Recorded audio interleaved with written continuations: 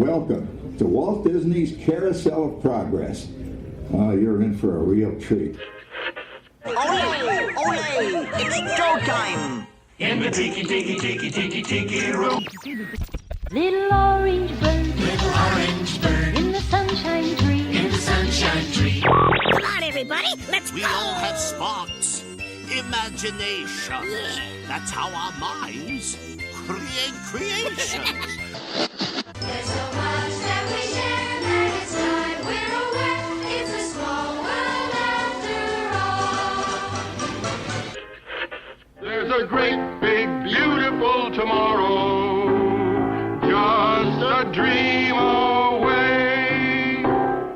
Well, it sounds pretty good. In fact, that's just the right spirit.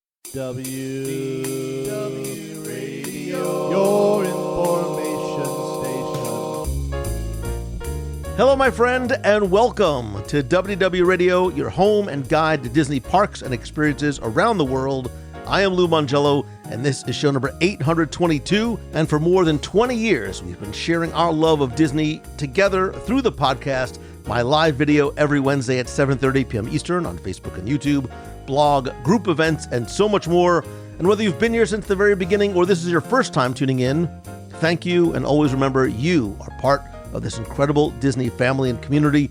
Everything you need is over at WDWRadio.com, and you can connect with me on social. I am at Lou Mongello, and this week, what makes Walt Disney World truly special isn't just the attractions, or dare I say, even the food. It's the details, the ones that tell stories, spark smiles, and honor the people and moments that built the magic. And so we're going to count down our top 10 details and tributes in Walt Disney World, hiding in plain sight. Hit little nods, Easter eggs, and meaningful touches that make the parks unlike anywhere or anything else. Stay tuned for our Disney Trivia Question of the Week for your chance to win a Disney Prize package. And be sure to sign up for my free weekly email newsletter over at WDWRadio.com so you can get the latest news, exclusive content, and a free copy of my book, 102 Things to Do at Least Once in Walt Disney World. And if you like what you hear, and I hope that you do, please share the show and tell a friend. So sit back, relax, and enjoy this week's episode of the WDW Radio Show.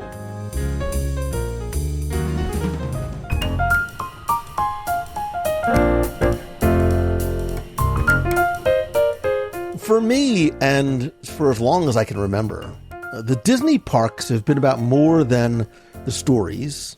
Yes, even the food. That personal enlightenment came later in life for me. But it's all about the little details. And I think Michael Eisner said it best when he said, everything speaks. And that's true, because everything we see in the Disney parks has a reason, a story, and a meaning.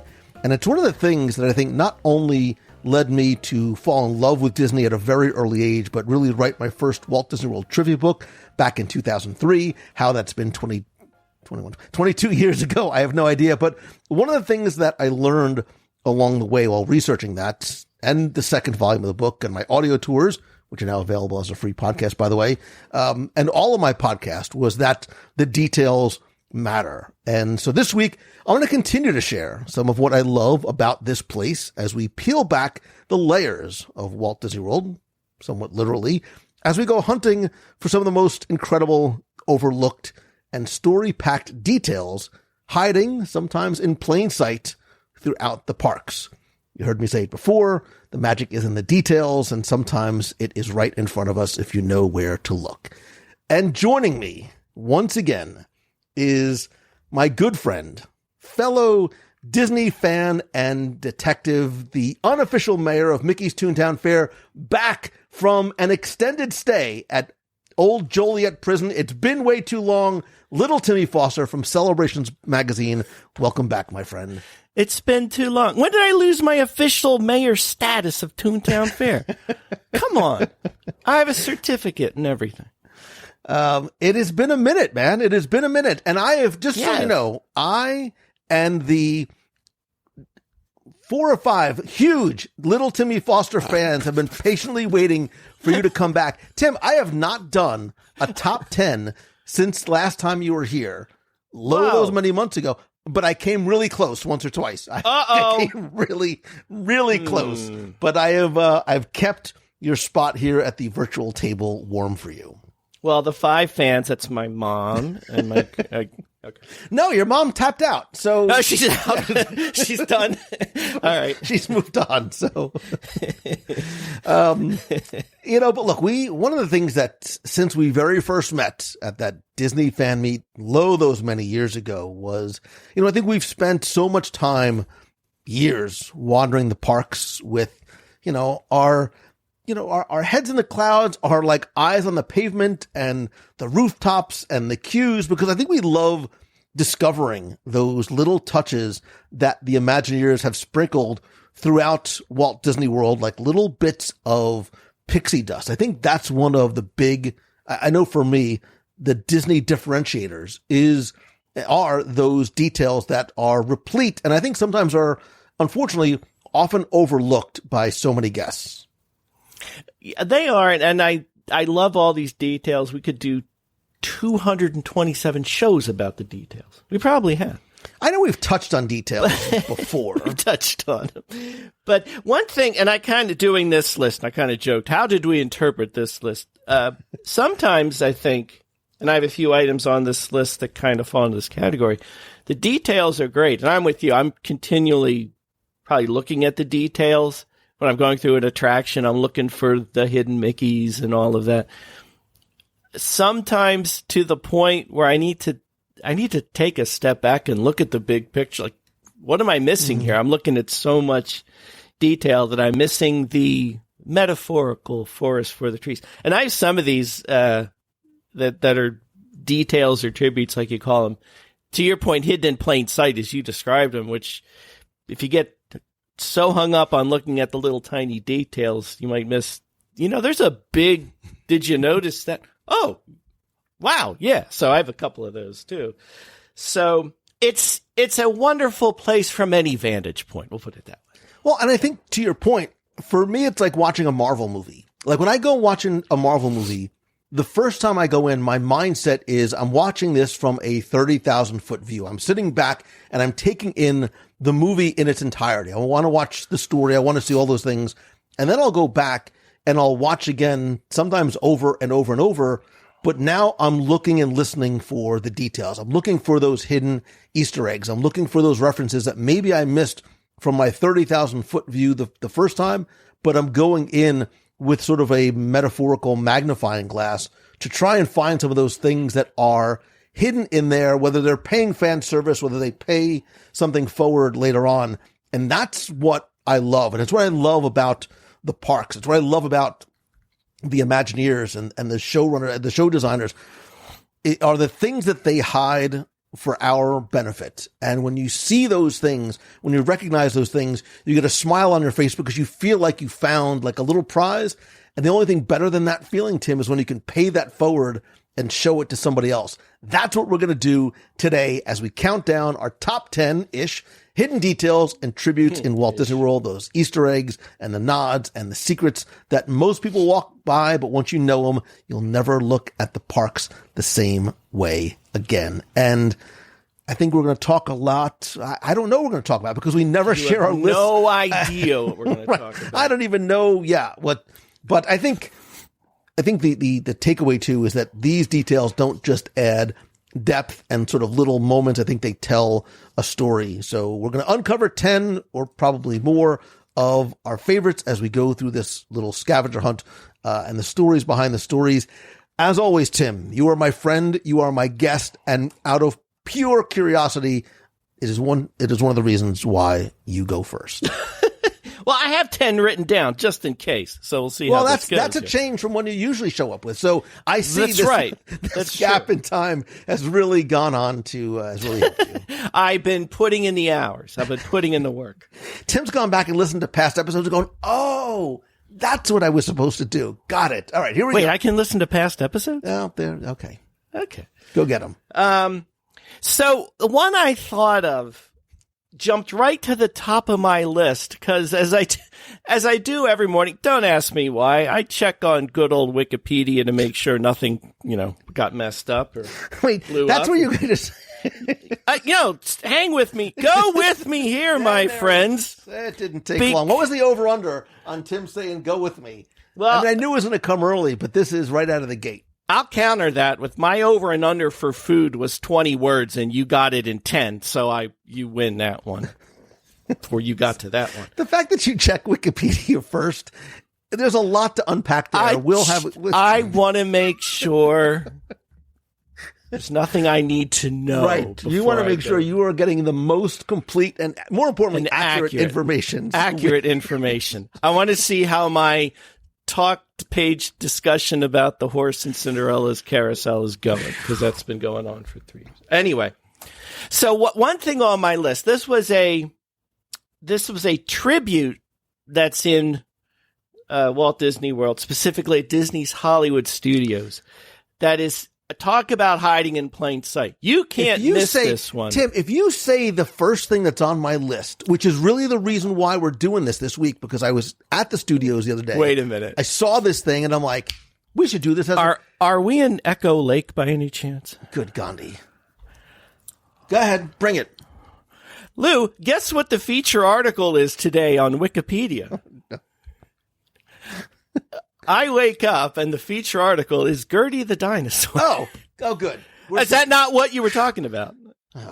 I was literally going to go to Ask Jeeves. I'm like, find me a therapist in Orlando, Florida, because I'm starting to think. So he didn't hit. Now I have another studio. Now I wonder if that's what we're talking about. So anyway, my first one is Gertie the dinosaur.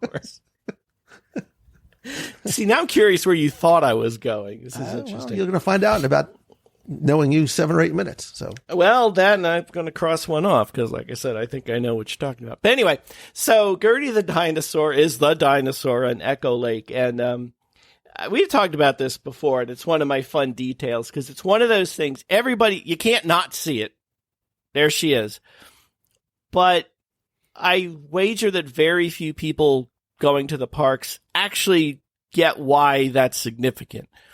To them, it's a cool dinosaur in the middle of a lake in the middle of the studios. At a second's thought would lead you to ask, why is there a dinosaur in Hollywood studios? What does it have to do with anything?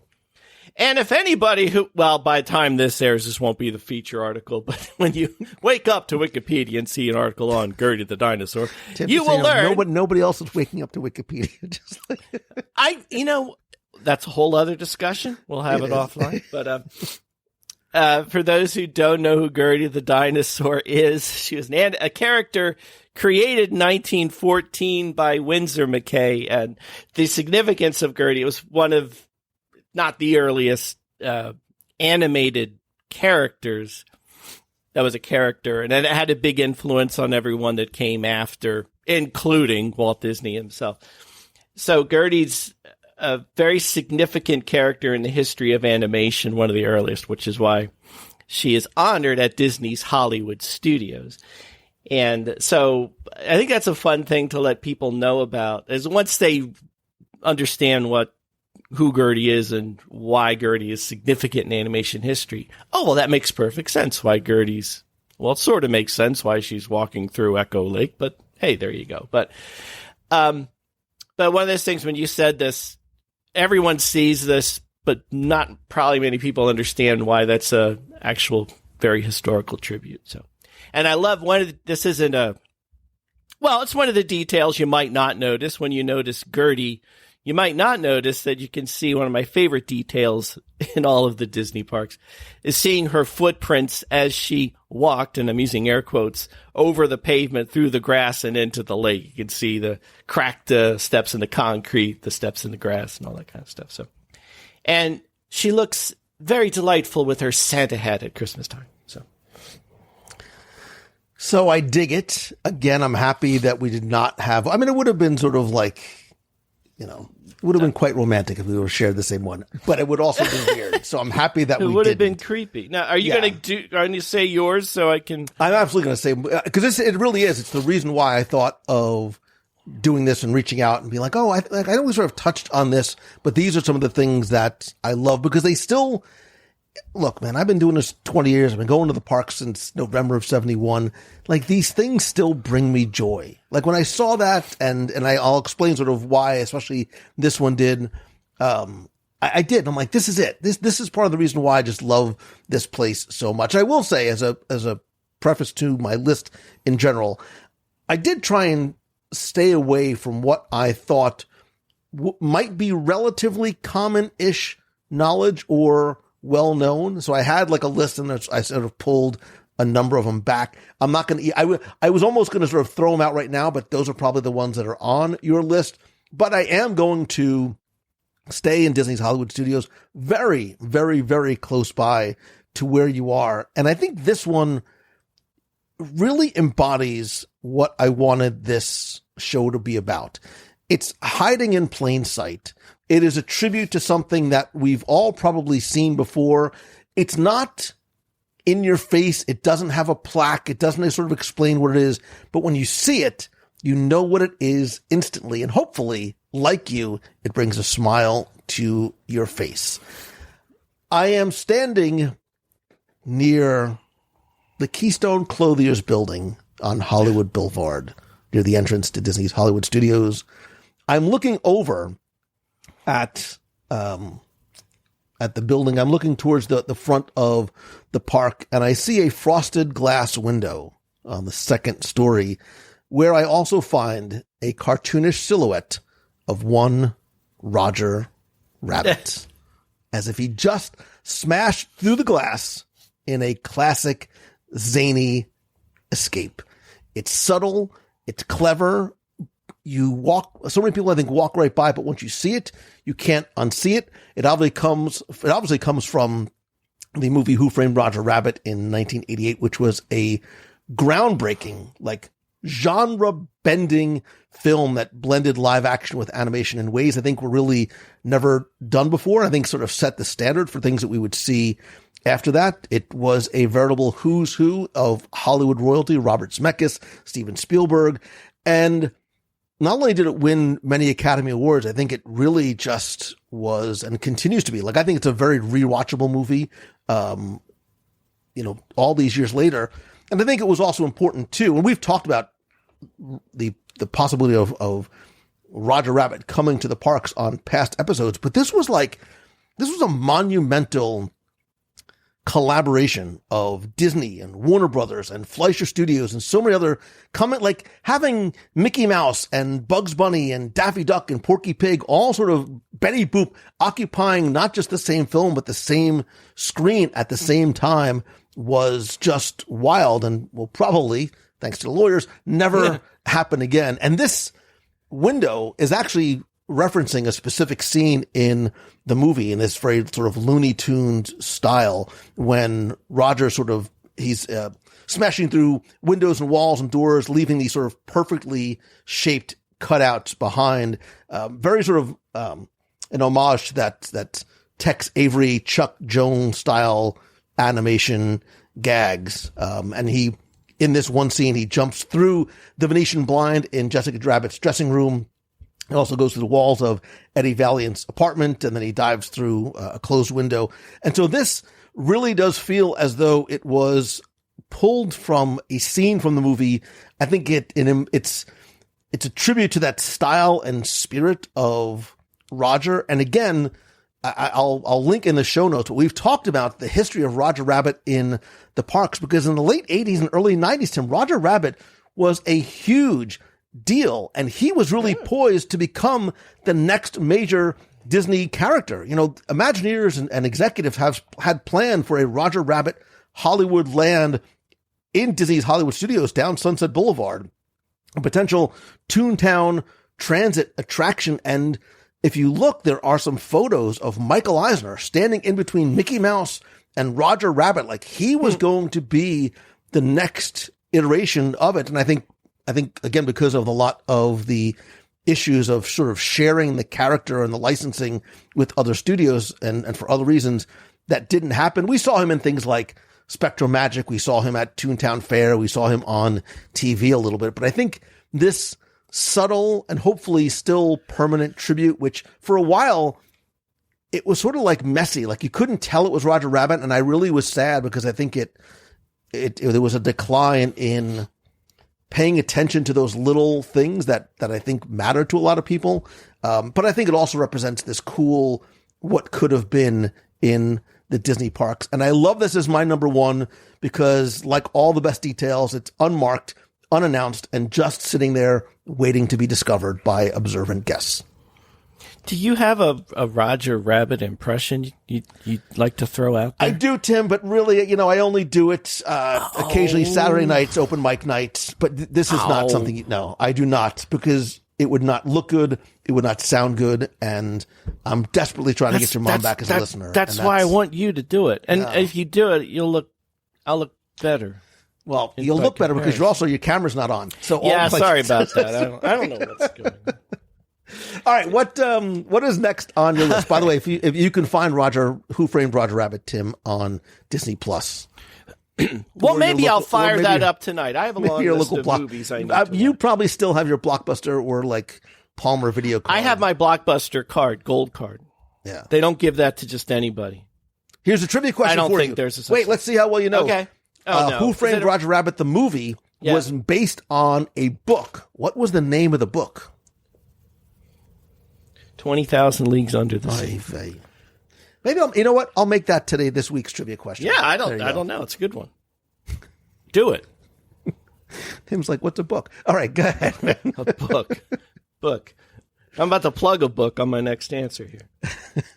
All right, I'm going to go for an It's a Small World trifecta here. Wow.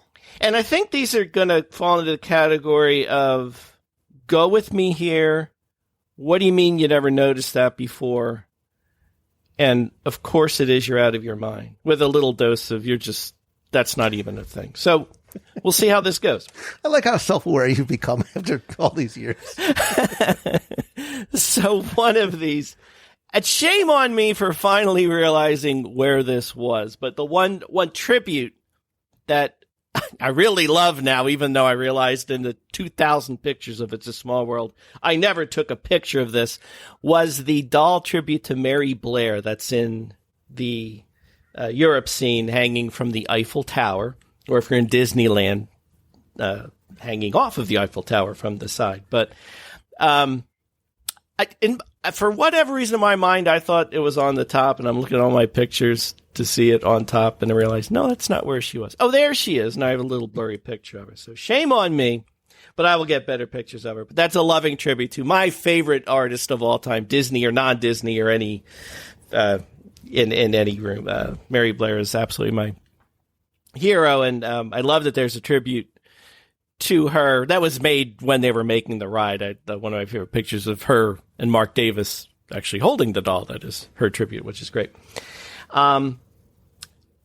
Speaking of doll, another doll that is a tribute to somebody. This is one of those I kind of assumed it was for years, but not really. Was the little winking Cleopatra doll that we see. And this might be one of those, Lou, where you will say, little Timmy Foster, have you ever been to Walt Disney World before? But, I've seen her forever. We've all seen her forever. She's our favorite. Next to the blue hippo, her winking at me is one of the highlights in the whole ride. Cleopatra, yeah, I guess so. But now I know that is Cleopatra, and I know this because I saw a clip of Walt Disney himself telling us so when he was narrating this World's Fair iteration of It's a Small World. So for all these years, I thought, yeah, sort of, but no, not really. But now for those who wondered, yeah, that's Cleopatra. That's an It's a Small World version of Cleopatra. And that's from Walt Disney himself, so you can't argue with that. This last one is probably going to fall into the category of my own wishful thinking, but I want to see what you guys have to say about it. So, another tribute to a Disney character. All right, Cleopatra's not a Disney character. I know that. You don't have to write me letters. In the final scene, now Disneyland, as y'all probably know, there are many Disney characters in the Disneyland version of It's a Small World, but we don't have those in the Magic Kingdom version. But one thing I noticed in the final scene on the carousel, there's all the dolls that are riding the carousel, and many of them are holding objects, like items from their respective countries and so forth. And one of those, I've taken a video, I've taken a picture, I've looked at it, is holding a little tiny marionette, which for all the world, to me, looks like Pinocchio. And I'm going to say that's a tribute to Pinocchio. it could very well have nothing to do with Pinocchio, and it's just a toy from Italy or something like that. But it's kind of convincing to me. But it is small; it's hard to see. I feel like it's a little bit of wishful thinking on my part, but there is a Pinocchio reference in the Disneyland version of It's a Small World. So I'm going to sit here and say Magic Kingdom has a Pinocchio reference too. And that's the hill I'm going to die on. We can talk about that. So I have a couple of quick comments. You're wrong. You're daft. You're insane. Go ahead. No, one, I love the fact that you chose a tribute that was not necessarily to a film or a character, but a real person whose legacy is so much a part of, and will always be such a part of the Disney parks of anime. You know, Mary Blair is so well known and beloved for so many things, for her use of color, her artistic style. I love the fact that you referenced that. Tim, I know you refresh your Wikipedia page every so often. So you may not have heard yet. There are other Disney parks around the world. I'm aware, right. Yes. There's and I am not even Paris, I wasn't talking Hong Kong, about Shanghai. No. But I have a question for you. This is a question for you and a question for our friend who's sitting here around the virtual table with us. Other parks around the world have started to integrate additional characters, not just from representative sort of cultural characters from around the world and children around the world, but characters from Disney movies, Disney animation, from Marvel over in Tokyo. What is your thought about the addition of those characters that obviously are, as well as can be, aligned, culturally appropriate to where they are in the attraction? How do you feel about sort of bringing these fictional characters into It's a Small World? That's a loaded question. I know it is. That's why. That's like I feel like whenever we gather this is going to be the Instagram. This is going to be the Instagram reels and our talking. It doesn't take us long to get to that conversation, like the old IP and the parks thing, and then specifically to It's a Small World. I'll tell you this: when I saw them in Disneyland, I actually didn't realize. I didn't know they were there. I just was there and saw them. Went, oh, that's interesting. And it didn't bother me, and I don't think it would bother me here. The reason I say that, and It's a Small World, I feel like the way they're integrated is pretty seamless. Like they're in the style of the other dolls. They're in that Mary Blair style.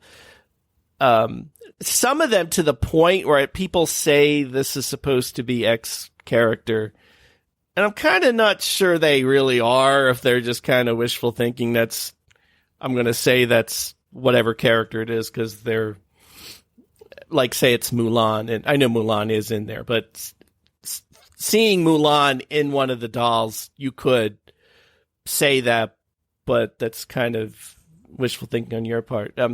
My point is they're pretty seamless that a lot of times you can mistake them or not realize that they're a character, that they're not just one of the dolls. So with that being said, I'd be okay with it.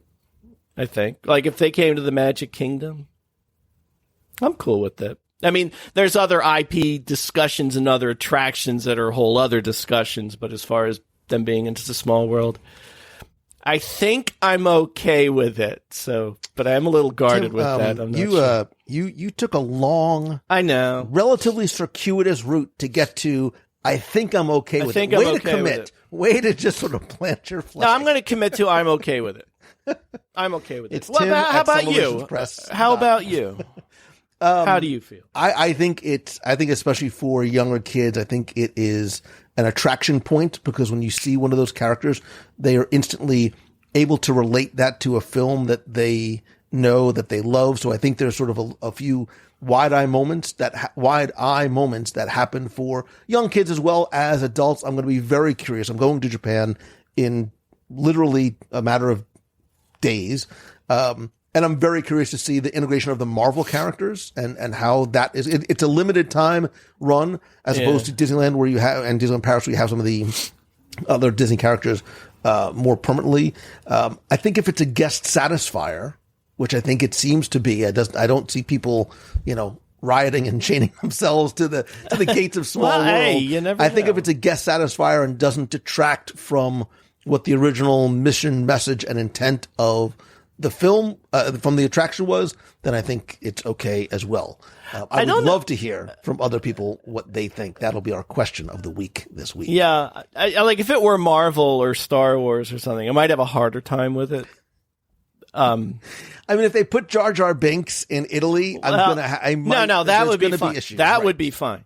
But we won't go down this path too far. But I know that's a big issue with other things, like World Showcase is the other big one that comes up all the time, and you can debate it. I always had a little problem with people who balked at IP coming into the attractions. I could see if they bought some other franchise they had no connection with, and then put that everywhere. Yeah, okay, that's kind of weird. But when the intellectual property you're talking about is their own intellectual property that they invented, I don't actually get why that's such a horrific thing that some people take it to and be. Judging by the lines from Frozen, again, right. It's clearly something that, spoiler alert, they're way longer than Maelstrom ever was going to be. Yeah. So they are guest satisfiers. But to your point, and yet have generated, though, probably most discussion whenever this comes up. That's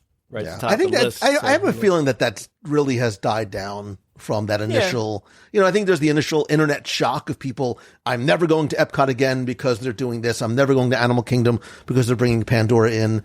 But I think to your point too, Frozen and things like that is different than, they acquired a 20th Century Fox property and it's like Megamind. I don't even know what the 20th Century Fox properties are. Right. Like, so I think it fits a little bit better. So, all right, let us move on because I'm getting a migraine.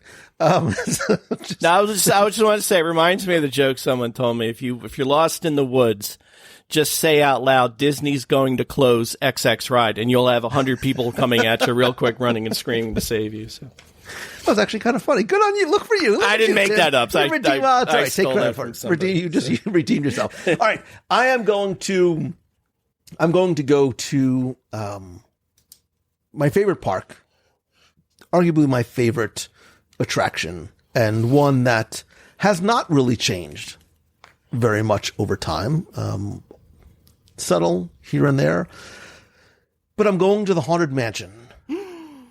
And I'm going to the ballroom scene as you view it from the balcony as your doom buggy glides by. And if you look down to the left-hand side of the ballroom, a ghostly organist is playing a massive pipe organ with musical notes eerily floating in the air. That pipe organ is not just a tribute to, but a replica of the pipe organ from the live-action classic 20,000 Leagues Under the Sea. I almost did it, Tim. I almost did my bad James Mason. Come on. I can't. If you're not doing Roger Rabbit, I know. do the Mason. We'll see. Well, James Mason might come out because most people don't know who James Mason is, so they would not know the difference. This is a 1954 film, really Disney's first science fiction film. It was a massive technical achievement and critical success. It won 2 Academy Awards, and this organ was played by Captain Nemo, James Mason. There it was. That's it. There it is.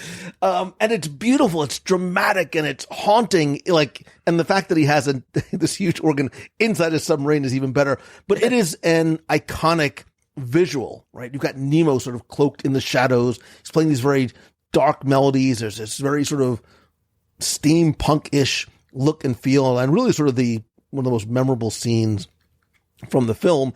And this is a replica of that original organ, which you can find in Disneyland's Haunted Mansion. That is the actual prop from 20,000 Leagues that was refurbished and installed in 1969. You could even find the name Captain Nemo engraved in the base if you look very closely. And this is a very faithful replica of the original, built specifically for Walt Disney World. And I think this is one of my favorite scenes. And I know we've done a top 10 favorite scenes, I think, at some point. It is probably one of my favorite scenes, Tim, in any attraction, in any park around the world. And that the organ rendition and the arrangement of Grim Grinning Ghost and sort of how it sort of comes out of, I mean, it's not really coming out of the pipe organ, but how it comes out of that organ really helps to complete that scene. I just love how this organ, which maybe a lot of people don't know is from this film, is a tribute to one of Walt's most ambitious live action projects. Disney's all about, they are reusing and recycling and repurposing, but still revering the legacy of it. And I think it's this hidden gem that bridges the gap between different eras and genres and types of storytelling. And, I think it even if guests don't realize it or don't notice it, it shows Imagineering's commitment to this deep, interconnected lore. So I dig every single part of this a lot. And if you've ever been to Disneyland Paris, or Tim, if you ever get to go to Disneyland Paris, there's another replica of this organ in this. It's a simple, beautiful walkthrough attraction. I'm not going to try and pronounce it in French, but it's basically like the Mysteries of the Nautilus, where you literally sort of go into this walkthrough replica of the Nautilus sub, and there's the organ there that you can get very up close to in spectacular detail. So next time you're in the Haunted Mansion, just pause for a moment as you pass the ghostly organist in the ballroom, because you're not just seeing a very cool special effect. I think you're witnessing a little tribute to Disney history, a nod to Captain Nemo, and a piece of cinematic magic that is lovingly preserved in the most haunted part of the park. I love how all your answers are connected. The Roger Rabbit being based on the book 20,000 Leagues. It's great how everything comes together like that. You're shaking your head. No, you're just shaking your head. You won't do James Mason. You won't do Roger Rabbit. You won't do your French. I did James Mason. You missed it. No, I'll do the entire rest of the show as James Mason. No, you won't. No, I can't. No, you won't. I can't.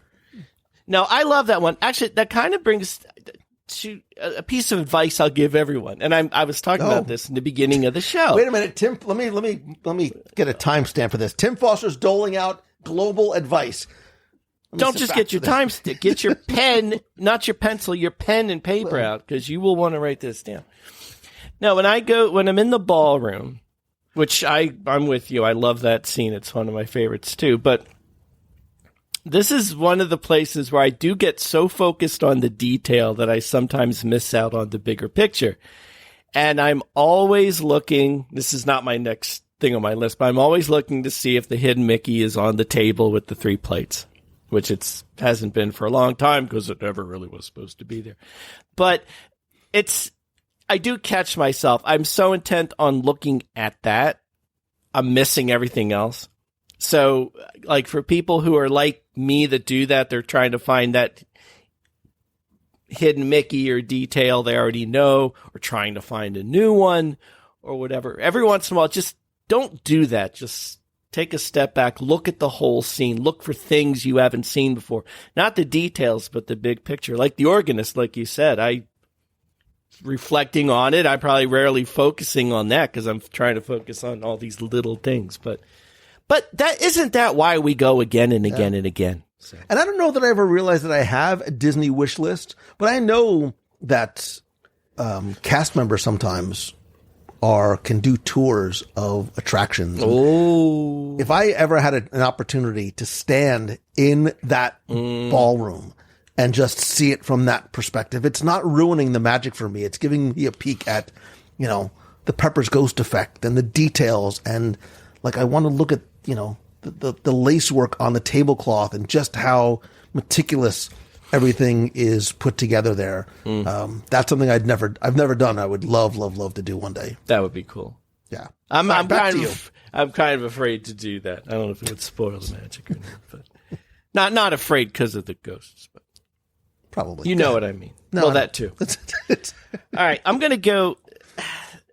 So I'll go a different way with this. This is not a tribute, but this is a detail that I think a lot of people just literally overlook. And this is a big one. So I'm going to knock off a whole section of a park in one shot here. For the next one, I'm going over to Epcot, and I'm going to World Showcase. And I'm going to talk about the entirety of World Showcase. Because I think one of the details that is there, but most people don't, they might see it, but not really recognize that they're seeing it, is how a lot of the common elements in the pavilions are uniquely themed to each country. The lampposts, for one. I don't think most people would notice that, but if you go around and look at all the lampposts, once you get off the promenade, you'll see all of a sudden they're styled like the pavilion. But for purposes of this list, I would encourage you, next time you go, you see it all the time, you probably don't even notice it, but look at the ground as you're walking around. Because as you walk into each pavilion, you'll notice that the ground treatment changes to reflect the host country, whether it's cobblestones in the UK, or the bricks in the American Adventure, or the flagstone in Japan, or the mosaic tiles and rough dirt roads of Morocco. They all take on the characteristics of their pavilion. And I think it's one of those things that lends itself to creating that immersive environment in each pavilion that we each feel, but can't quite put our finger on as to what it is about it that's making it feel so immersive. And that's one of them.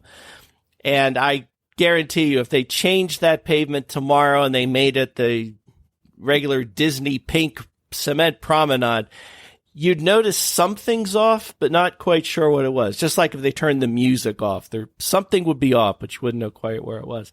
But once you notice that and know to look for it, it is then gives you an extra dose of something to do as you're walking around the World Showcase, to take notice of these differences with the ground treatments and the flag posts or the light posts and things like that. So, and then when you're on the promenade, another fun thing that most people walk over and don't even notice is between one of my favorite, I learned about this detail a long time ago, and I think it's one of the cleverest and one of my favorites, is between Morocco and France, there's a river of rough pavement that runs through the promenade.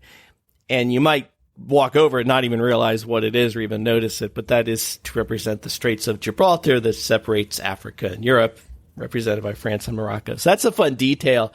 It's fun to point it out to people when you're with them and say, did you notice that thing? No.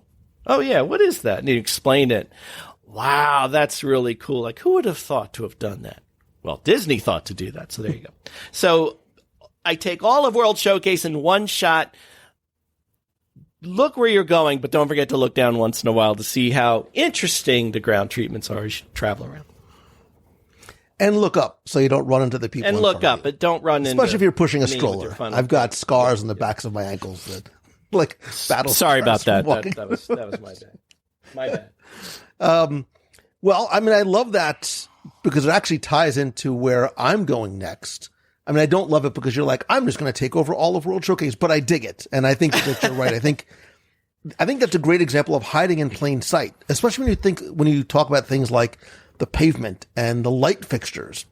Mm. The light fixtures, I mean, there has to be sort of somebody in Imagineering, like, their job is, I need to find like historically and culturally appropriate lights for every part of World Showcase, every part of Disney's Animal Kingdom, every part of Fantasyland versus Tomorrowland. And there's a design and there's an art form to that is almost underappreciated. I love, I mean, look, and I think you too, Japan is my favorite pavilion, just in design and culture and food and history. And I love, they almost have sort of this like rice paper look to a lot of the lamps on the promenade. I think there's such a warm, wonderful glow at night in that pavilion. So I dig it.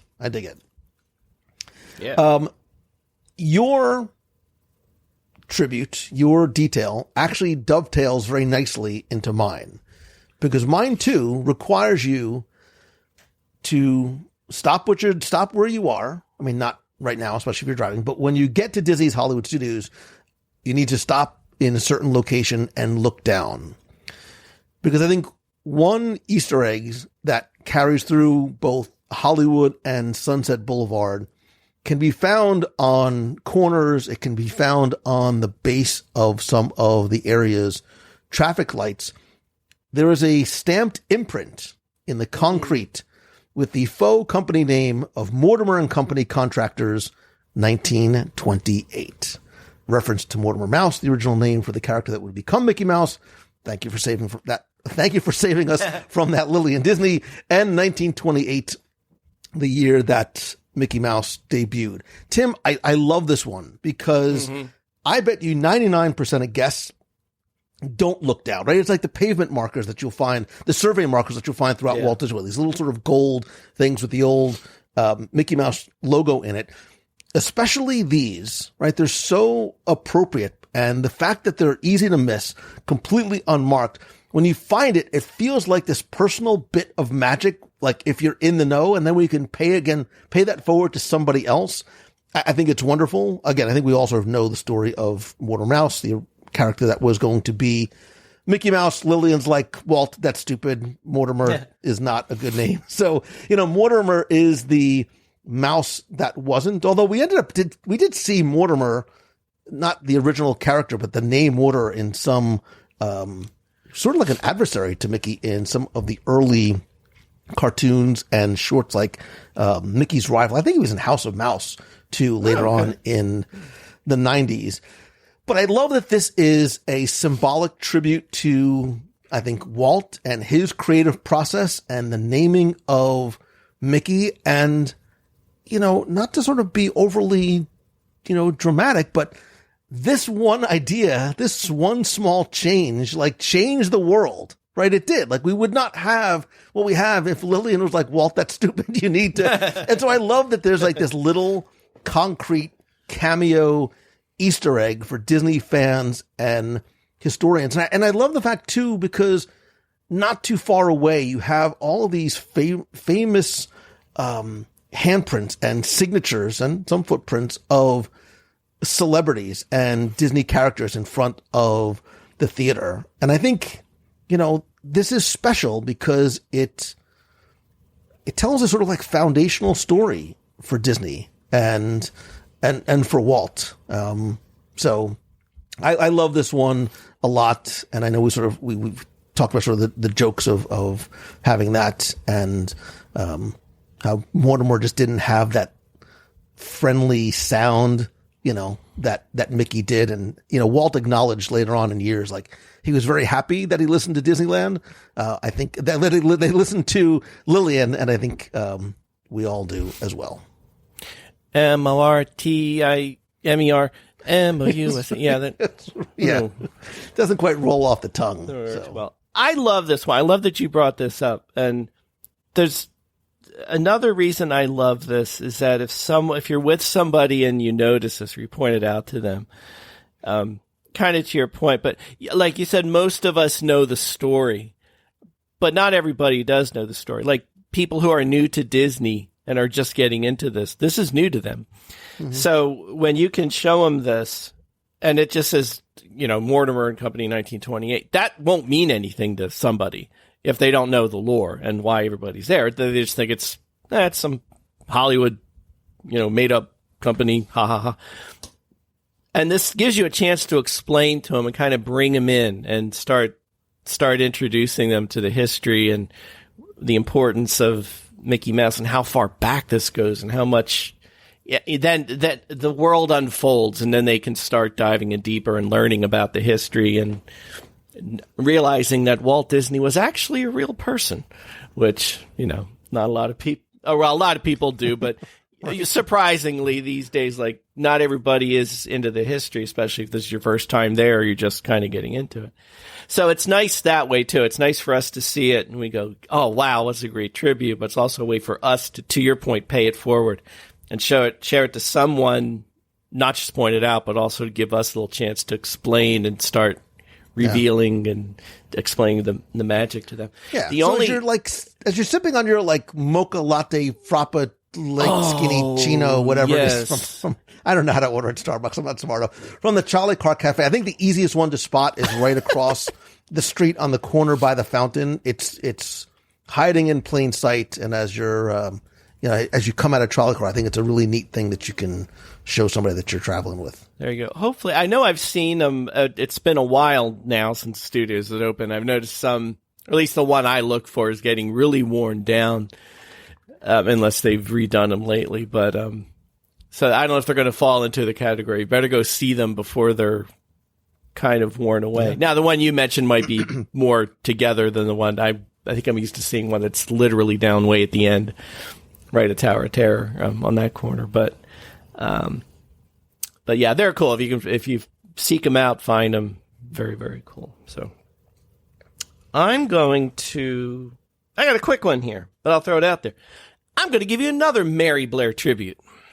Wow, look at you. A lot of love for Mary Blair. Oh, I mean, deservedly so. She's my hero. This one, we go over to the Contemporary for her other most amazing piece of work that she did, the mural in the Grand Concourse. The one thing I found, this is a lot easier to find now, actually for several years now, but if you go over to the Contempo Cafe, you'll see a series of tiles where the artisans all put their names on them, and right at the top there is Mary Blair with the tile that she signed. And first of all, it's a great connection to Mary Blair. For those who have been going to Disney for a long, long time, maybe you haven't been to the Contemporary since the Concourse Steakhouse was there. Because I believe when the Concourse Steakhouse was there, those tiles were actually pretty covered up, because that's where the host desk was and all that kind of stuff. So when they changed that, and admittedly that has been quite a while now, but all those tiles are now just full on display. There's nothing in front of them, so a lot easier to see. But go check them out. I actually didn't know it was there until they took the Concourse Steakhouse out and I saw it for the first time. So fun little tribute there from Mary Blair. So that's a quick one, but I will always go find it when I'm there and just give her a little wink and say thank you very much. So. Tim, as long as you are tugging on our emotional heartstrings, bringing up Mary Blair once again, and hopefully I'm going to give you a couple minutes to go to altavista.com and find a tribute that does not involve Mary Blair. But I have one. I want you to. I'm gonna tug on your on all of our heartstrings. I think just a little bit, and I want you to walk with me. Skip through. I'm still called Future World as we make our way into Journey into Imagination, and. One of the things that I love about, there's a lot of things I even though it pales in comparison to the original, and I'm going to say it every single week I'm telling you an update is going to be happening sooner rather than later. You've been telling me this for 20 years now. Tim, I'm going to be right eventually. Like, the clock is right twice a day. I'm going to be right once every 20 years. Right. I love as you go through both the pre-show and the queue and the attraction and the post-show area is a shell of what it once was. But there are tributes to classic Disney films, characters that you might see or recognize or remember. But I think one of the most important ones, as you are walking past the office doors, there's sort of a display of fictional office doors with names painted on the glass. One of them, and I think the most important one, is Dreamfinder. A tribute at a moment of silence to the long-lost and lovable Dreamfinder himself. The character like Figment that was created specifically for this attraction in 1983. This jovial, whimsical inventor who traveled through the different realms of imagination, accompanied by his little, curious, mischievous purple dragon sidekick, Figment, as they collect all these sparks of imagination and ideas and adventures. He was originally voiced by Chuck McCann, the original Dreamfinder. We know we've had on the show, friends with one of the other people who was friends with Dreamfinder, Ron Schneider. And if you go back, I've interviewed Ron a couple of different times on the show, as well as we've done some pretty in-depth shows on the attraction itself. It's one of the things, you know, if we do a top 10 things that and I think we have before, top 10 things that I miss in Walt Disney World, the original 1983 Journey to Imagination and Dreamfinder was part of it. When the attraction closed in 99 and Dreamfinder was completely removed and like as if he never existed, I think a lot of people, myself included, were very, very, very unhappy. It's still like I still have a bit of a broken heart. Like there's a couple of girls in my past, and the taking away of Dreamfinder in 1999 still have me scarred emotionally.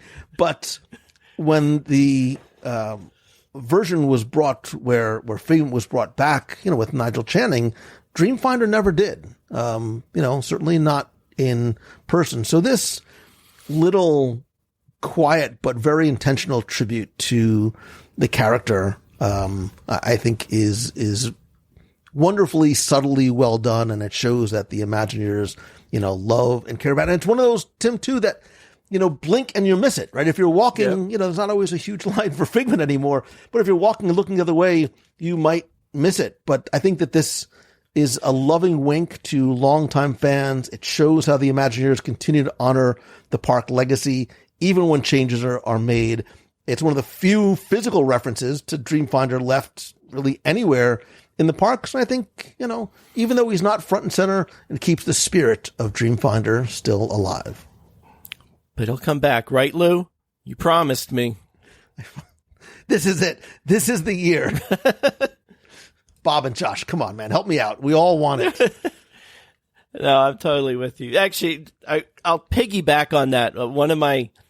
I didn't have this on my list because it's not there anymore, but one of my favorite details at the Imagination Pavilion, which you showed me, was the Figment signature and the cement at the cast member entrance. Do not go in the entrance, just peek around the corner. But don't bother peeking around the corner anymore because it's not there. But that was fun. I'm not being clear. There was a piece of cement, again, slightly out of bounds right behind the cast member entrance where you saw Figment apparently scrawled his name into the wet cement. And that was a fun detail, especially since you weren't even supposed to see it because it wasn't even on stage, using air quotes. But you showed me that, but yeah, not there anymore. I think I had a nerve to ask a cast member. It might have been. You know what? I honestly think it was the Dreamfinder who showed that to me. I think Ron Schneider, I think he is the one who showed that to me. Now that hurts even more. Yeah. Well. All right. Let me bring this back. How many did I do? 1, 2, 3, 4? Why are you growling? No, I don't know if I need to make this one count or not. I mean, they should all count, Tim. I mean, well, right. Are you afraid that this is your last one, so you want to make it a big one? You want this one? No, I'm afraid you're going to yell at me. So, if I haven't yelled at you yet, I mean, chances are it's not coming. All right, here, I'll give it. This is your chance to yell at me. So, for my next one, we're going to go to Disney's Animal Kingdom. This, I admittedly have not seen this yet. It's on my mission of things to look for, but I know it's there. And Lou, I'm actually curious if you have seen this. And this is not a hidden Mickey, but a hidden Jafar. Mm-hmm. And it's one of those so hidden in plain sight that nobody sees it, is how hidden it is. And like I said, I don't recall that I've actually seen it myself. And so where it is, it's on the Gorilla Falls Exploration Trail, formerly the Pangani Forest Exploration Trail. And it's right after you go through the gorilla viewing area and you go on the suspension bridge. If you look to your right and kind of behind you, there's a rock formation that looks like Jafar. It's like his profile. You might look at it and go, really? Is that it? But it's been, cast members have said, yep, that's what that is. So it's there. Again, I have to make a point of seeing it, but I've heard from so many people who see it finally have stared at it for many, many visits and didn't really notice. And again, I think it's sometimes we get caught looking for the details, or we're looking at the gorillas or whatever it is, or we're looking for a subtle hidden Mickey or something small. If you just step back and looked at the big picture, you'd have that, oh, wow, that realization. And apparently that happens to a lot of people. So, but, again, I would say, like, Lou, I don't know if you've personally been there and seen it, or if you're just aware. You kind of nodded, so I assume you know what I'm talking about. But if you've actually seen it, Tim, I don't normally know what you're talking about, just in a general sense. That one you did know. Okay. This time I actually do. I will tell you though, I'm struggling a lot of bit. Uh-oh. I'm struggling because I'm technically supposed to be on my last one. And I just love all the other ones that I have on my list. And I don't know what to do, and I don't know which to pick. Well, I have 4 things left, so I'm doing it. 5 things, so I'm going to do an honorable mention round. I think I'm going show. to. It's your show. You can tell me. You know what, Tim? I'm not going to do any honorable mentions, but I'm going to wrap all of my last ones. Like number 5 is going to be a mashup of a number of different ones, and I won't spend too much time on each of them, but I do want to make sure that I mention them in no particular order, somewhat lightning round dish. I'm going to go over to Magic Kingdom, and I'm going over to Tortuga Tavern. Now, in the interest of full disclosure, I have not been to Tortuga in a little while, so I'm assuming this is still there. But in Tortuga Tavern, across from Pirates of the Caribbean, themed after this pirate haven of Tortuga, as seen in the Pirates of the Caribbean films, if you go deep into the seating area of the restaurant in the back, there is a logbook that looks like a registry of pirate crew members.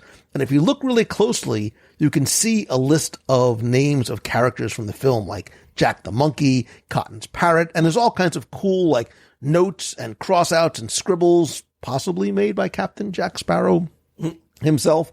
So I think it's fun because it's designed to look like an actual prop from the film. I think the handwritten notes and some of the things that they say really are meant to sort of reflect Captain Jack's personality. And I think it sort of plays with the idea that Tortuga was this well-known hub for pirates. And it's this cool sort of crossover between the ride and the films, and then the films and the ride, and sort of that ties all of these worlds together and adds maybe a little bit of lore to Tortuga Tavern, which I think otherwise really has kind of limited storytelling without that book. So it deepens the sort of Pirates of the Caribbean immersive experience in Adventureland, if you're a fan of the franchise, coming from the attraction, which now obviously has the references to Captain Jack in it for so many years. And I think it's just sort of, if you love the movies, it's just sort of a fun little thing to look out. I should have included this with my other one when I talked about the organ from Haunted Mansion and its reference to 20,000 Leagues Under the Sea. I'm not sure if you were paying attention or awake when I was talking about Tim's, but I love that film. I just think there's a lot of things I like. I still think it holds up, and I just think Whale of a Tale is just such a cool song from the films. But even though the 20,000 Leagues Under the Sea attraction in Walt Disney World closed in 1994, and unfortunately, I was very sad when they filled in the lagoon with dirt, and then you get sad a lot at Walt Disney World. You need a hug. I love the place so much. I have so many memories of the place. So it's a sadness out of love. Like, yeah. When you miss something, it's a sadness because something isn't there. But, and look, I use the word love a lot because I feel it. I love all of the tributes. Thank you very much for setting me up to 20,000 Leagues Under the Sea, all around its former location, even some beyond the parks. So, for example, you can see a reference to the giant squid sort of above H. Goff's cartography in Fantasyland. So if you're near Under the Sea, Journey of the Little Mermaid, if you look up at the roof of the H. Goff cartography building, which happens to be a DVC sales center, you'll see that the weather vane looks like the giant squid from 20,000 Leagues Under the Sea. H. Goff, obviously a tribute to Harper Goff, the artist who designed, wait for it, the Nautilus submarine for the 1954 film. And I think his influence we still see in so many of not just that references to that film, but throughout the parks. And I think there's sort of this cool thematic continuity, because there is this sort of shared central theme with Journey of the Little Mermaid, sort of going under the sea. You see what I did there? See what I did there? They're right. They're both adventures under the sea. They both feature mermaids. And I think this one is just super cool when you find it. There's a story. I have no way to confirm this other than just sort of reading. I'll pull a Tim. And I didn't read Wikipedia, but I'm sure it says it there. Supposedly, there is a literal carryover of the lagoon water. So when 20,000 Leagues Under the Sea attraction was closed and the lagoon was drained, cast members reportedly bottled some of the original attraction water. They then later poured it into the little tide pools that now surround Prince Eric's castle at the entrance to Journey into a Little Mermaid. I think this is cool because it's not just a tribute, but a little continuation of the attraction's legacy. And I think a very rare kind of physical continuity connecting guests past and present to the same water beneath the surface. There's also the fossilized Nautilus in the rock formation in the queue of Under the Sea, Journey of the Little Mermaid. There's also the little sub inside the tree in front of the Many Adventures of Winnie the Pooh, which I love going into because it's normally meant for young kids. It doesn't matter. I fit through the door. I love being able to go in and show people that very, very subtle sort of patinaed bronze color look of the Nautilus that's in there. And there's a new tribute in the Periscope pub aboard the Disney Treasure at on Deck 3, themed after the Nautilus submarine. There are so many, Tim, references to the 1954 Disney films. It's got that very cool, you almost feel like you're in the Nautilus back at Walt Disney World with the riveted metal walls and the portholes that sort of look out into the vast ocean. And there's little like sea monsters and charts and navigation tools. And there is a periscope literally at the center. And I think it's one of the most immersive and explicit tributes to 20,000 Leagues really in Disney history. And it shows that the legacy of Nemo and the Nautilus still continue on. And God, I have so many more. All right, I'll do one more. Wait, hold on. For pirates, here I got this one. What's a pirate's favorite letter? Oh God, don't make me say it, please. Please. Come on, you want to say it. What's a pirate's favorite letter? Because I'm going to say it, and you'll be like, no, you're stupid and wrong. It's not R. They like their R's, but they love the C's. There you go. A boat pilot told me that on Bay Lake. So. Tim thinks this is like Rowan and Martin's laughing. I just set you up and you knock them down. All right. All right, I'll throw one other super quick one in there just for. Actually, no, I won't. What? What's your honorable mentions? Because I'm afraid I'm going to take one from yours. No. Real quick. I won't go into depth. I always put this on my list of things people need to do but don't know it's even there. Walt Disney Presents, formerly One Man's Dream. It's kind of hard to be on the list if you look at it one way, but I think it's an attraction, an exhibit most people really don't either know is there or just pass by on the way to something else. Go in, check it out. Talk about a tribute to not just to Walt Disney, but to every understanding how all of this came to be. I recommend that highly for everybody. And the Cinderella Castle mosaics, which are beautiful. You can find tributes to literally Dorothea Redmond and Hans Scharf. Their names are actually in the, I think the last panel down at the bottom, which most people probably don't notice, but like Mary Blair at the Contemporary, they quote unquote were able to sign their work. Two of the only very, very, very few, Tim, like that explicit tributes to the artists. Yeah. Right. When I was talking about, Gertie, and you guffawed because you were talking about Roger Rabbit. I thought you might have been referring to, and this is really not there anymore, but talk about a detail that you couldn't see, like overlooking it. In the Hollywood studios, the whole park basically being a hidden Mickey in its early days, which you could more tell from the maps and stuff. But you could see as you walked around, and you could tell which parts were the ears and not. Not so much anymore because it's been reworked and refurbished over the years and things and moved around. But that was a fun one back in the day. That was very clear when you got the map and go, oh, wow, that's the biggest hidden Mickey I've ever seen. I'm torn on this one because I still can't decide if this is real or not, but the idea that from the water, the Wilderness Lodge looks like a big bear at night, I don't know if that's, we all kind of collectively made that up after the fact or what. I see it. I could see it, but yeah. We're making it that, but that's fun. I tell people, yeah, it's a bear. It's supposed to be a bear. It was designed that way from day one, and they believe me. So, very it's like, last Tim's one. like, you don't see it. What's wrong with you? It's like, remember those 3D like pictures that you stare at? Tim, to this day, as God is my witness, I've never been able to see anything. I think it is just this huge joke that the world is playing on me because I just seem to be the only person that never saw anything. I would cross my eyes, cover my, nothing worked. Well, two things. One, I literally coincidentally saw a video on these last night and I forgot about it. So I'm trying to, on my TV, see it, and I got it to work once in a while. Now, you could believe me or you could say, there he is. That's part of the conspiracy, just laying it on thick. You're like Mr. Pitt on Seinfeld. That's a pull for you. I can't see it. You want deep focus.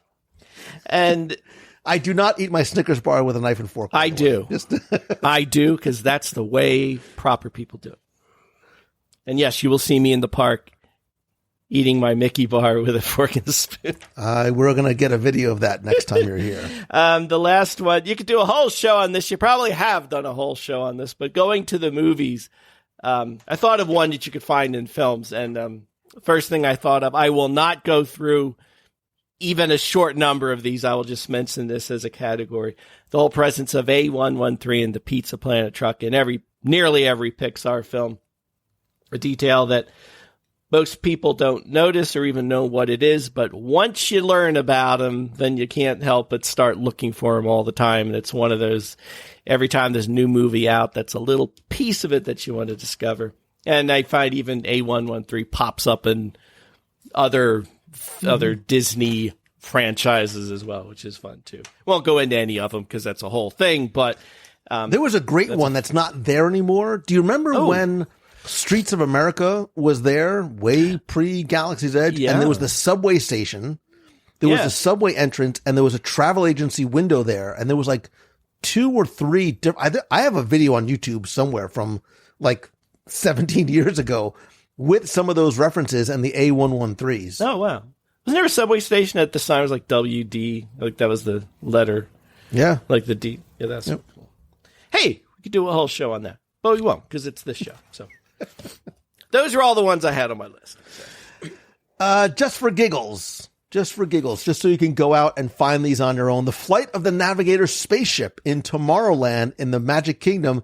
If you go to the Cool Ship refreshment stand and the Thirst Ranger's Cool Scanner spaceship, Cleaner Space Mountain, that is it is the actual prop from the 1986 film Flight of the Navigator. Oh, you've never seen it? I didn't. I don't know what you're talking about. There you go. I think this is still there, and I think you have to. I think at one point it was part of one of the interactive games. But if you go to the Norway Pavilion and you watch the waterfall, there is a little tribute there. At one point, you can see, and you might be able to see it when the waterfall's going, there is a like rusty sword embedded in the stone behind the waterfall, which is a little, very quiet, subtle nod to Maelstrom. May you rest in peace. 1988 to 2014, before it became Frozen Ever After. I think it's just like this wonderfully symbolic artifact from the pavilion's Viking and mythological roots, which are really sort of central to the Maelstrom narrative. And Oh, you know what else I like? I really almost bumped this one up to the regular part of the list. Inside Mickey and Minnie's Runaway Railway, there is a tribute poster to the Great Movie Ride. Really? You've never seen this? Well, tell me more. I might not have seen it for what it was. I want you to actually go and find it, because in the attraction, there is a blue poster. I don't want to sort of spoil it, because there's sort of a cool gag in sort of the name of the poster that is an actual tribute. You know what, Tim? Yeah. The first person that sends me or posts a photo of it and tags me, I will send a little prize package to. If you can find the Great Movie Ride tribute poster inside Mickey and Minnie's Runaway Railway and send or post a picture on social, tag me at Lou Mangello and Celebrations Mag, I will send you a prize package. And then DM me so I make sure I see it too. I was going to ask you if I could find a picture and send it to you, but then you said tag me and all this other nonsense stuff I don't understand, so it's not going to work anyway. So, if it wasn't so sad, it would be cute. It's safe. I'll ask my daughter. Tim, I think that's it. I think that, but it's not. It's it for our lists. But the beautiful thing is that we are just scratching the surface of countless tributes that are here, some that come and go, some that will be here forever, new ones that are being created every single time a new attraction comes in. And I love this sense of discovery that is available to every guest, big or small, young or old. It doesn't matter.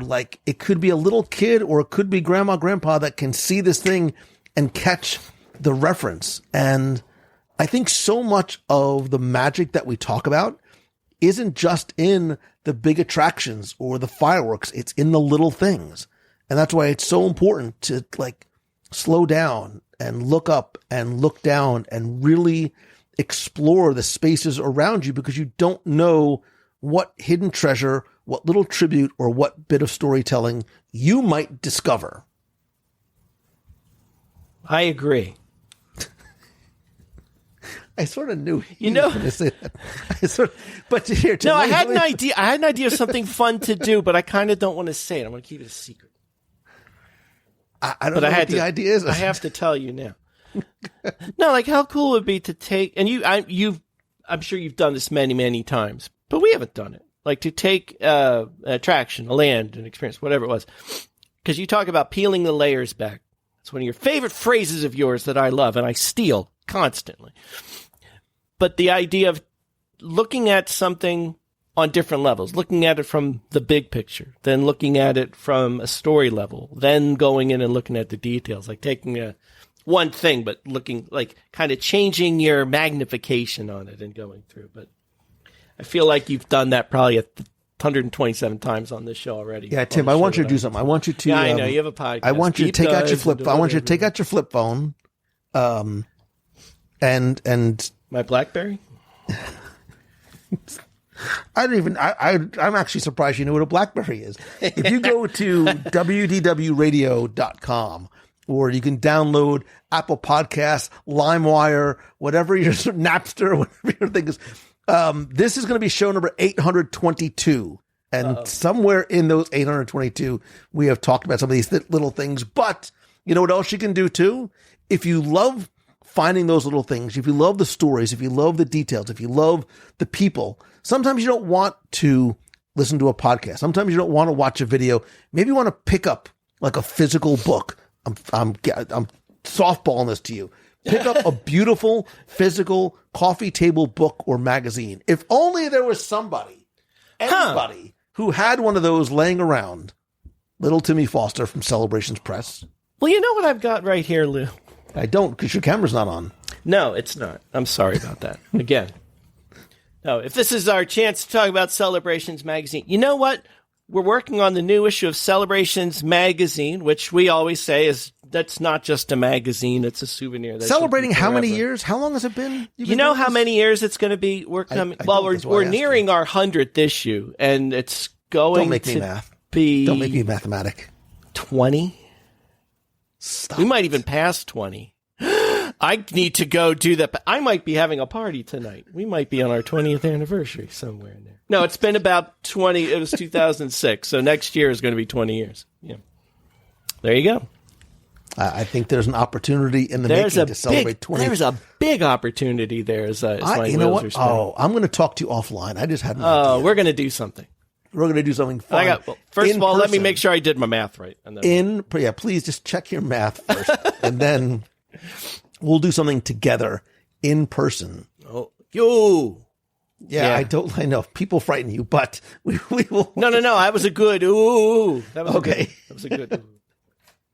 Anyway. So what's the new and exciting book at Celebrations Press? Well, before I get to the book, I want to say we're working on the summer issue Celebrations. We're actually going to be doing an issue devoted to Disneyland's 70th anniversary. This is going to be our 70th anniversary special issue of Celebrations coming out this summer. And then book-wise, we have our anniversary. I'm going to be calling them the anniversary collection books. We have our 50-year book, our Epcot at 40 book, and our Disney at 100 book, which are all still available with free pins to go through all the history of all the respective places, whether it's Walt Disney World or Epcot. Our newest book is a in-depth look at Journey into Imagination, full of the picture stories. Every version, not just the first version, which I'm with you as my favorite, but every version, the Magic Eye Theater, the grounds, and all of that stuff. It's the first book in a series we're just kicking off. That was our first book. I will tease, although we have a long way to go. Our next book is going to be It's a Small World. So that'll be a coffee table book all about the history and the artwork. So much artwork, so much Mary Blair love will be in this book about It's a Small World. And that'll be coming probably in the summer. More details as we get closer to that. But these will be the first in a series of ongoing books that we'll be doing, which will take you behind the scenes and up and down and every which way behind your favorite attractions, and a coffee table book that you'll treasure forever. I still have. You said you gave it to Goodwill. It's magnificent. Like, all kidding aside, it's a coffee table book about coffee tables. No, it is a big, beautiful, magnificently well done, and almost really like a high end collectible book that is sort of the de facto book on Journey into Imagination. So, like, I don't want to sort of like undersell just how good that book is, and stories and artwork that I've never seen before, and it is spectacular. And I know it's a limited run, so people should go and go to Celebrations Press and check it out. I'll obviously link to it in the show notes. But Tim and I, and Dreamfinder and Figment want to hear from you. I want to know, what is your favorite hidden detail, tribute, Easter egg in the parks, or even the resorts? We didn't even touch on the resorts, because let's be honest, there's a ton of great ones there too. You let me know by sharing it over in the WDW Radio Clubhouse at wdwradio.com/clubhouse. Better yet, call the voicemail. I'll play it on the air at 407-900-9391. That's 407-900-9391. If you want to post one on social, tag me. I'm at Lou Mangello. Tag Celebrations Magazine as well. I will reshare that for you. And until next time, I'll make sure you keep your eyes open, keep your heart open as well. And there's a great, big, beautiful tomorrow, Tim, waiting to be discovered, one detail at the time. It's good to have you back. Like, the band is back. I mean, it's a band of two. Like Simon and Garfunkel, Jake and Elwood Blues, like, we're back together, and hopefully, if people are still listening, better than ever. And I've missed you, brother, and I promise it will not be a year in between this and our next episode. I don't know about that. We'll see. I want to come back. I will tell you, I'll report, because I'm going to go watch this film you talked about, this 20,000 Leagues thing that I heard about. I'm going to watch it, and we can talk and be like, wow, that was a remarkably good cool. James Mason impression. We'll see. And next time you come down, we're gonna, I have some ideas. Where are we gonna eat? Where's the first place you want to go? Since I promised you so many, where's the first place you want to go eat? That's a good question. Oh, this is still a G-rated show, and now I gotta bleep that. I think it's the biggest curse I've ever heard Tim say. Oh, here it comes. You know what? You already ate there, but the cake shop's first on my list. Yeah? Dude, the cake shop is legit. I'm trying to think if there's another place. I mean, there's so many places I have to eat. There's this boathouse thing I keep getting promised. You know where I want to go? You know where I have to go, and I've tried? Please pick a counter service, man. Come on, help me out. This is counter service. But I haven't figured out how to do it. I always do it wrong. I have yet to get into Gideon's. Oh. Yeah. You want to know the secret?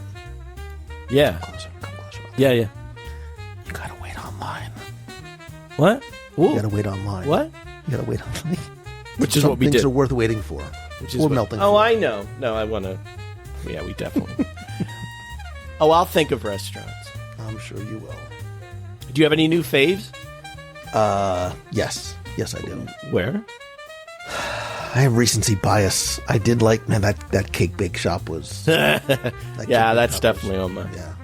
Nomad Lounge. We'll do a little, like, culinary tour. Okay. Through, like, we'll pick one spot in each... one place in each park. There you go. All right, well, you gotta remember, I'm at the age where if I have, like, extra large fries, I've got a Pepsi that night, so... I got pace Top 10 things we didn't need to know about. Tim, I'm happy I'm still recording. I need to stop now. Just in case. Yeah, you probably should.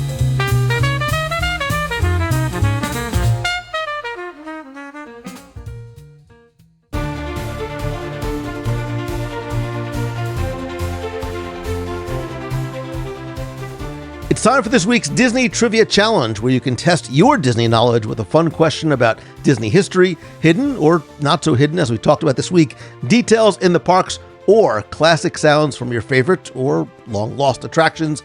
If you think you know the answer, you can enter for a chance to win a Disney prize package.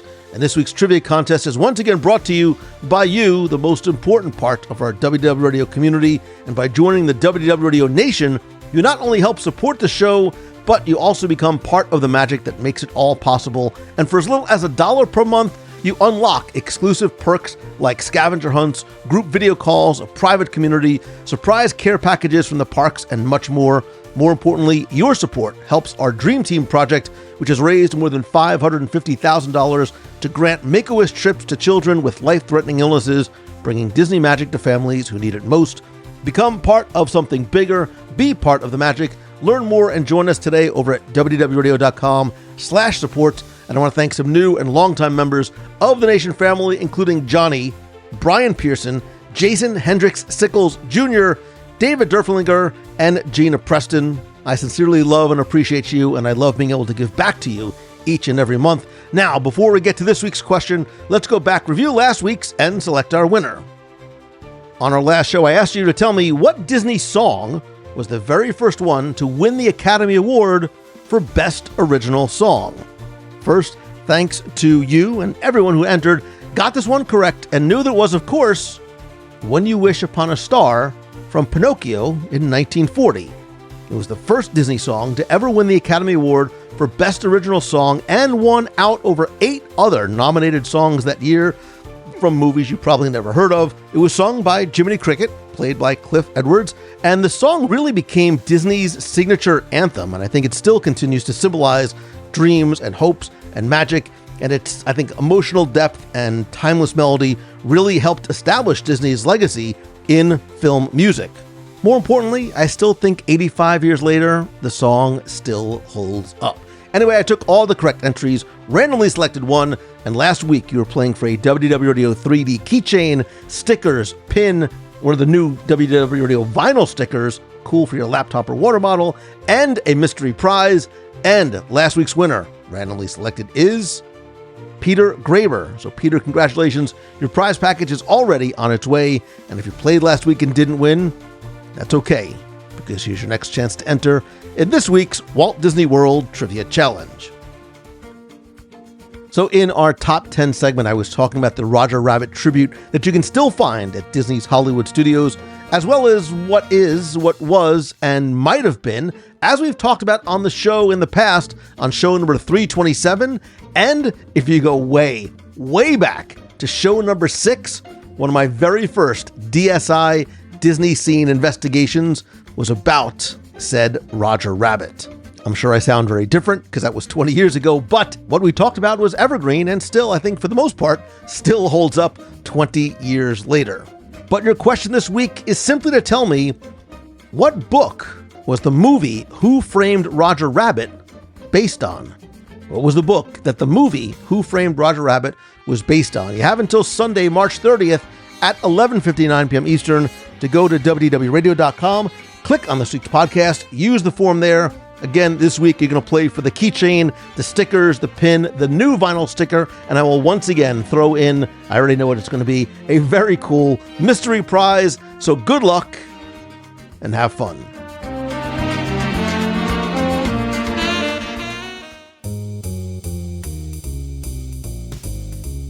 That's going to do it for this week's show. Thank you so much for listening and being part of the WDW Radio community and family. I am incredibly grateful to you for your time and for your support. Remember, you are not a fan, but a friend. Don't forget that my audio guides to Walt Disney World are now available as a free podcast. They are immersive, in-depth, guided walking tours of Walt Disney World as if you and I were walking through the Magic Kingdom together. Great for planning, reminiscing, or just experiencing the magic from home.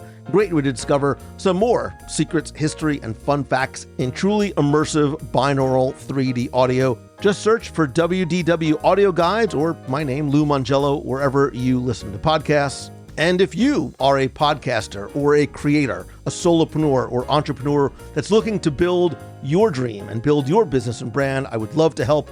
Please join me for my Momentum Weekend Workshop, October 16th through the 20th in Walt Disney World. It is still a one-room, 50-person, hands-on workshop experience for deep learning and real results, but now it is extended to 4 days full of hands-on strategies to start, grow, and monetize your business. Super early bird pricing ends soon. You can still save $200 off your ticket. We're already almost halfway sold out, so don't wait. Or if you want to bring a little bit of Disney magic into your business, brand, or event, I share Disney-inspired lessons on customer service, innovation, leadership, and storytelling to help businesses, schools, events, and teams create unforgettable experiences and real success. If you're looking for a keynote speaker to help you enhance your customer loyalty, spark creativity, or lead like Walt, I'd love to help. You can learn more about booking me as a speaker, my Momentum Weekend Workshop, courses, and free resources over at LouMongello.com. And whether you're coming to Momentum, one of our WDW Radio group events or cruises, which you can find over at WDWRadio.com/events, or you're just planning your next magical vacation, whether it's to Disney, a cruise, anywhere on the planet, please go and visit my trusted partners and friends over at MouseFanTravel.com. They help you plan stress-free, unforgettable vacations, all at no cost to you. It's who I have used, recommended, and more importantly, trusted for more than 18 years. Reach out to them over at MouseFanTravel.com for a free, no-obligation quote. And as always, my friend, and you are my friend, whether we have met yet or not, all I ask is that if you like the show, please share the show, tell a friend, take a couple of seconds to rate and review the show over on Apple Podcasts or Spotify. Remember that I love and sincerely appreciate you. If there's ever anything I can do to help you, please reach out. So be kind, choose the good, have a great day, and even better tomorrow. So until next time, see ya.